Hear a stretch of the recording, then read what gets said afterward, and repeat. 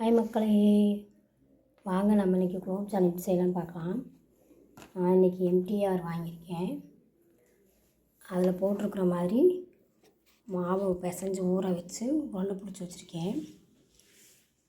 பாகை காய்ச்சி ஊற்றி வச்சாச்சு. அதில் எப்படி போட்டிருக்கோ அது அளவுக்கு சீனி அளந்து போட்டு கொதிக்க வச்சுருக்கேன். வடிகட்டி ஏலக்காய் போட்டிருக்கேன். கட்டி வச்ச உருண்டையை புசுன்னு எண்ணெயில் போட்டு எடுத்து இப்படி பாகில் போட்டுடலாம். ஊறட்டும். நல்லா எண்ணெயில் புசுன்னு போட்டு ஊற வச்சாச்சு. நையாமல் எடுத்து போட்டு ஊற வச்சாச்சு. நல்லா ஊறினோன்னு எடுத்து சாப்பிட்டா கொஞ்சம் நல்லா ஊறிடுச்சு. எடுத்து சாப்பிட்லாம். நீங்களும் வீட்டில் செஞ்சு பாருங்கள். லைக் பண்ணுங்கள், ஷேர் பண்ணுங்கள், சப்ஸ்கிரைப் பண்ணுங்கள். நன்றி.